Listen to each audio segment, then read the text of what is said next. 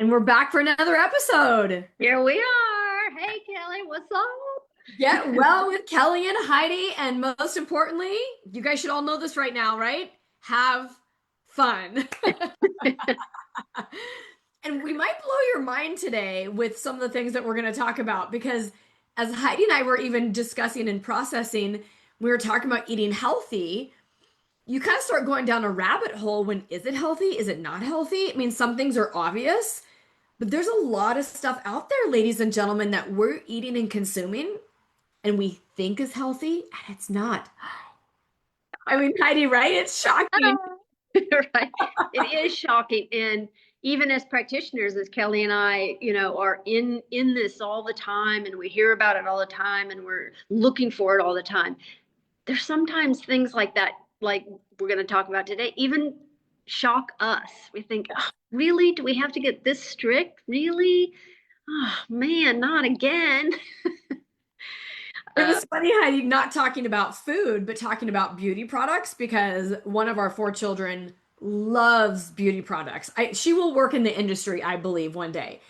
But I'm always sending her stuff like, oh, I saw that you're using this product. And I send her like, look about it. You shouldn't be using that. So I just sent her one more thing. And it was not her favorite lip gloss. And this is like super popular lip gloss, but all the young girls, probably not even young girls, so many women are using. And she finally said, Mom, I think every single thing I put on my body is toxic. And that's crazy, but it's almost the truth It is the truth. in the commercialized industry. Hmm. Like, oh, I've never heard of that one before. Or, oh, why don't I know about that one that's not in the department sale like store? Yeah, because anything that's highly marketed is gonna not necessarily be good for us. Right, right. They've spent all their money on marketing and not on making a clean product because that And is making it, costly. yes. And it should be the opposite. The clean product should be the most affordable to everyone. Yeah, And it's the exact reverse. And it's the same with food. yeah, exactly, exactly. Yeah, the cosmetic industry really, they've made changes. They really are moving in that direction. As a, I would say, as a as a big unit, if you will. But then there's these factions that are just not going to change because it's the bottom dollar, Yeah. and that's what's important to them. And they know people will still buy it because it's goes on smoother, stay lasts longer on your. If it lasts long, I would be highly suspicious on its First thing in the content. morning and it stays still there all day. I'm You like, think, oh no, no, no, no, no. That's uh-oh. just slowly leaching into my bloodstream through my biggest organ in my body, which is my skin, right? It's just don't do it. Yeah.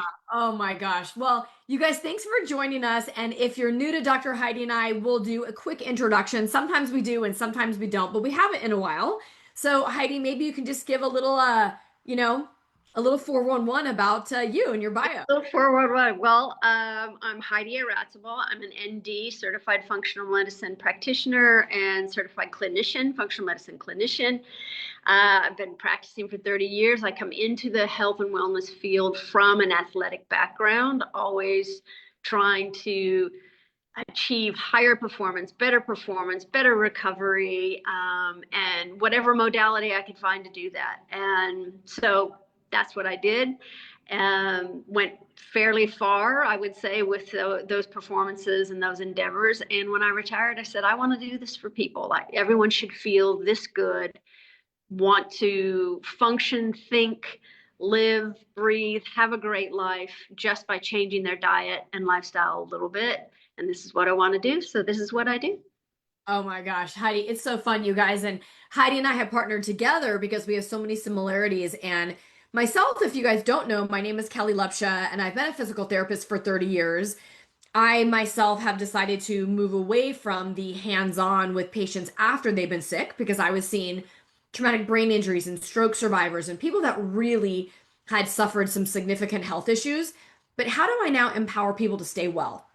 How do we help people understand that longevity is feeling your vibrancy, feeling remarkable until we are no longer on this earth, right?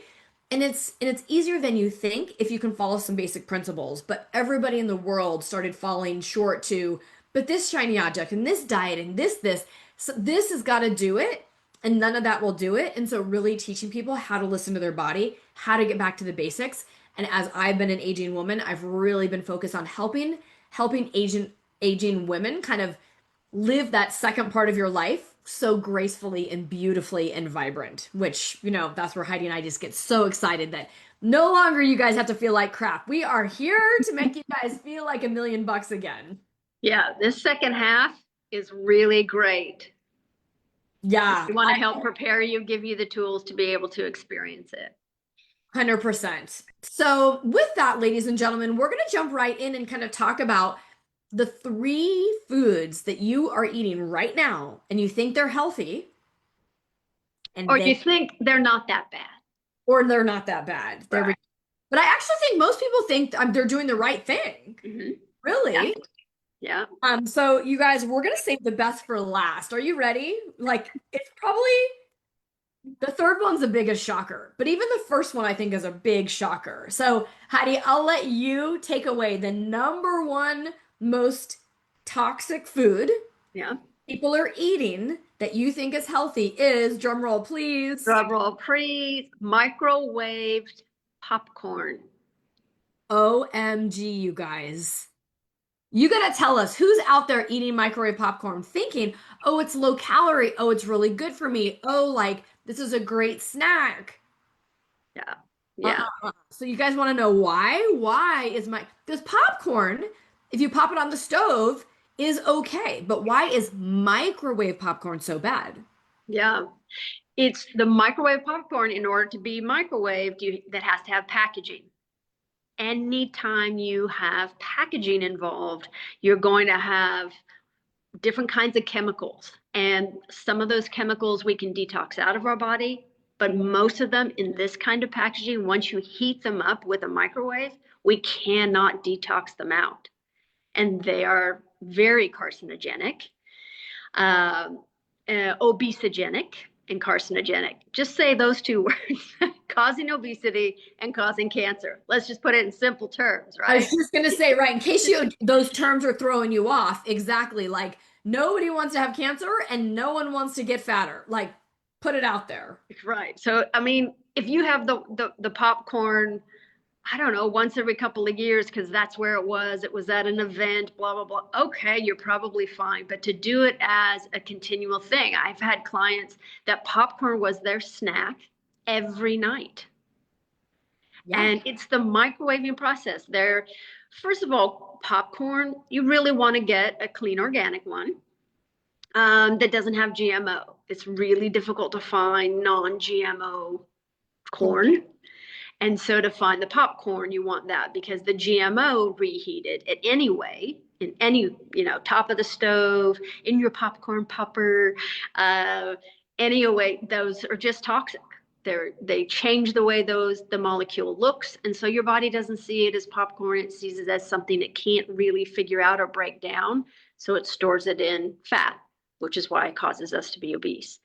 We can't detox those out, or they're more difficult to detox out.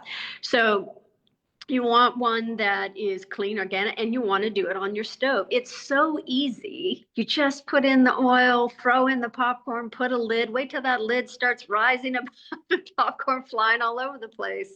But it's healthier, it's cleaner, and you're not going to have those chemicals. All right, you guys, you got that. Like, let's go back to old school and cooking on the stove. I know the microwave has become this source of ease and makes life easier for us. And believe me, Heidi and I were just talking about what we use ours for. And I'll be honest, I use mine more than Heidi. But the number one reason we both want to use our microwave is to like reheat coffee. Like, ah! So eliminating as much microwave use as possible is probably a good thing. I would say it was definitely a good thing for all of us. Yeah, yeah, absolutely. I think everyone should, yeah, just do it. It's good across the board. There we go. Okay, so we're gonna go on to number 2. And number 2 is like, oh my gosh, I know you either already know this fact, but I would say maybe only a small percentage of you guys know this fact, Most of you are going to be like, I have no idea. I've been eating it. I've been serving it to my kids. It's what I make in their lunches. We put it in snacks. What in the world? So, and because it is a source of protein, we think, everyone's consuming it. So, Heidi, number two is, Is meat glue. and they're thinking meat glue. I don't eat meat glue. What's meat glue? What's meat glue? And why am I using it and I don't know it? Meat glue It is comes in your like Elmer's glue container. No, I'm just kidding, right? This is nothing extra you put on. It's in what you're eating. it's in what you're eating. And the Elmer's description is not far off. Yeah. It is glue because it is created, it was developed to bind, to be sticky, to fluff up meat, to make it look meatier, redder, more nutritious, and it weighs more. So what you're paying for per pound is more. So it's So kind of what sort of meats do people find this in on a everyday easy basis? Like people are like, oh well, I'm just buying it from the deli counter. I'm just buying. What do you mean? I'm not eating meat glue. yeah. We are because they sneak it in and they don't really have to report it. So anything like, yes, in the deli. So a lot of them, if they're not marked organic, clean, the deli meats will have meat glue in them that helps them bind them, make them look like nice round saucisson, I almost said it in French, sausage rolls or round rolls, and make them look pretty, make them look shiny. It preserves them. But let me tell you what meat glue is. A lot of times you'll get meat glue in ground beef. So if you're buying ground beef already ground and prepackaged, often there's meat glue mixed in with that ground beef. Again, to make it heavier, fluffier, feels more meaty, makes your patties, if you're going to make hamburgers out of it, look meatier. Um, but it's not. It's not very clean. How do we get meat glue? How is it made? Meat glue, it's all the parts of the cow, including the bones, that we don't use typically. They grind them up, bleach them, bleach, and they grind it up. It creates a sticky stuff. They put in a calcium oxide thing in it too, which makes it really sticky and gluey. And then they just mix it in with the meats. They just put little bits in with the meats in the processing of the meats. And so we can sneak it in. It's under toxic levels, but it's mixed in there. But it's not very good for us. Our body has a hard time breaking it down. It feeds negative bacteria in our gut microbiome. Just not healthy. If anyone's interested, Jamie Oliver, the chef, he has a lot of YouTubes um, bringing this awareness to the consumer, because it was in a lot of kids' school lunch menus, and he single-handedly has really launched a campaign to have that halted. Yeah. So you're like, oh my gosh, so what do I look for? So when you're going to get your meat, let's say like look for these couple things that it says.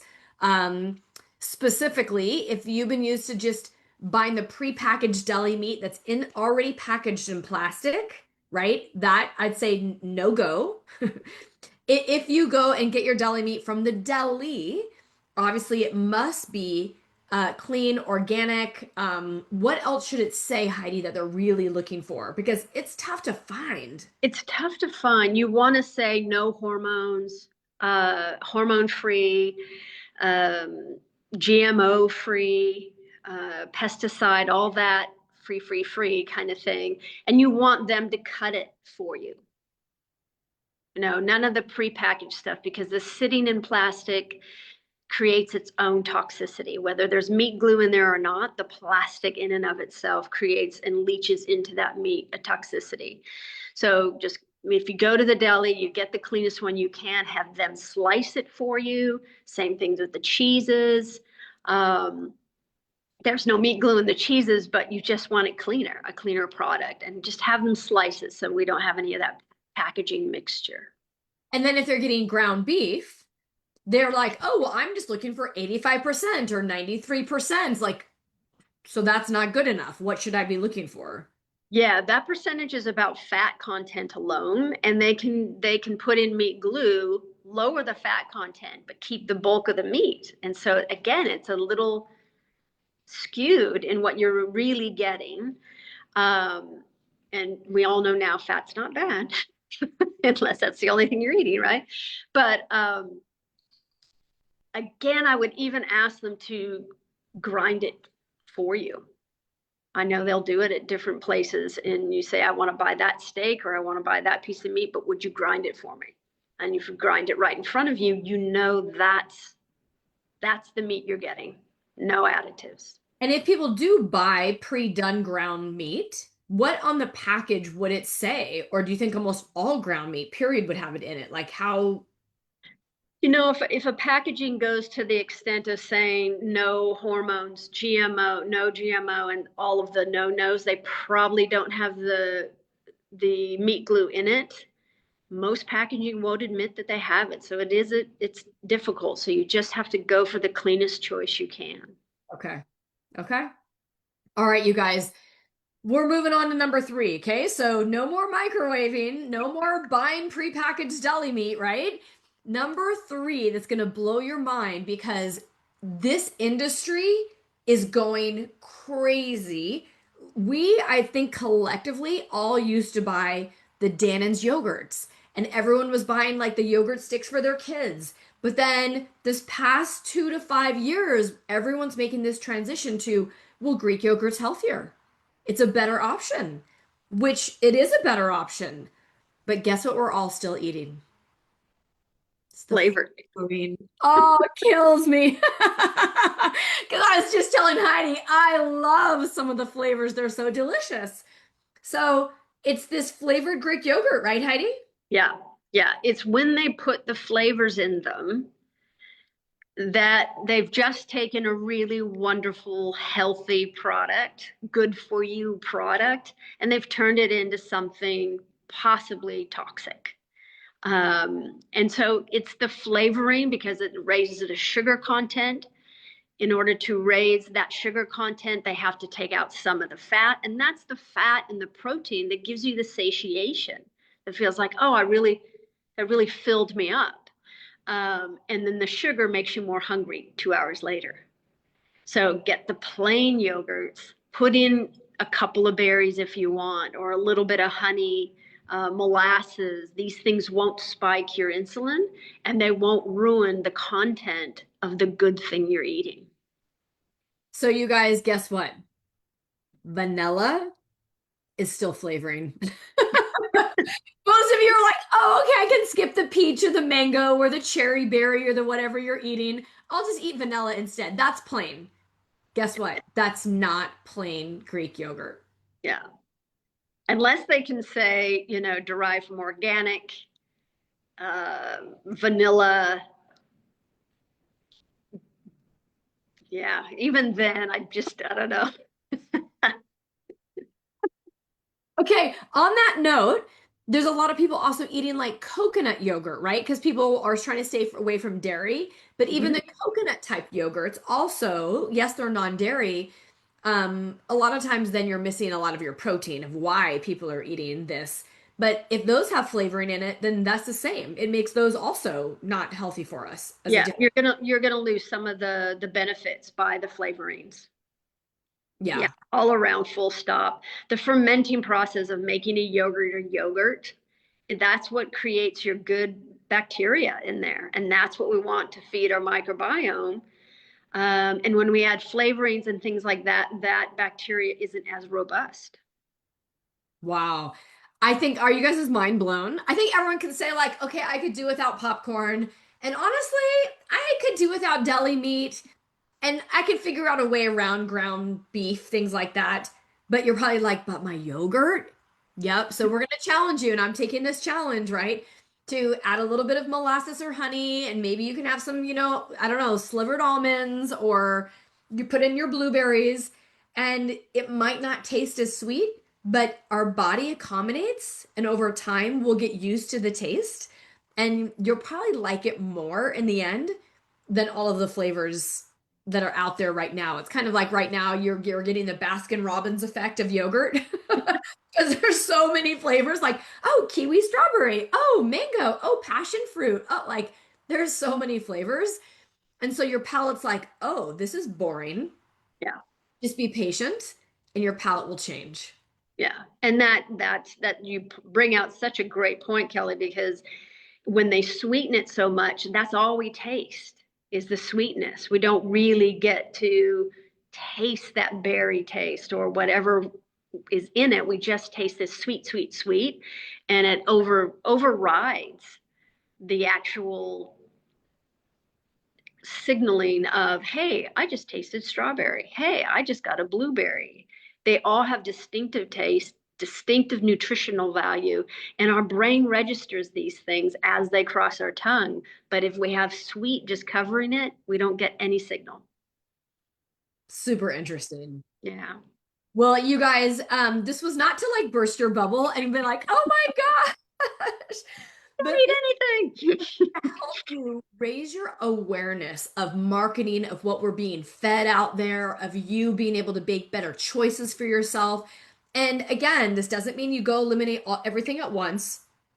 Pick one thing, say, I'm going to make this change today, and I'm going to let my body adjust. Then you pick your next thing and let your body adjust. Because too much of the time we're like, oh, we're cutting out all this.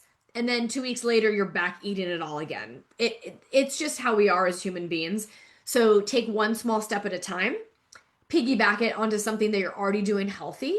Keep telling yourselves like, I'm a healthy person. What would a healthy person do? What my I want this to nourish my body, right? Because whatever we put in is either fuel or it's toxic. I mean, it's Yeah. helping you or hurting you. And there's no in between with Yeah. what we're putting in our mouth.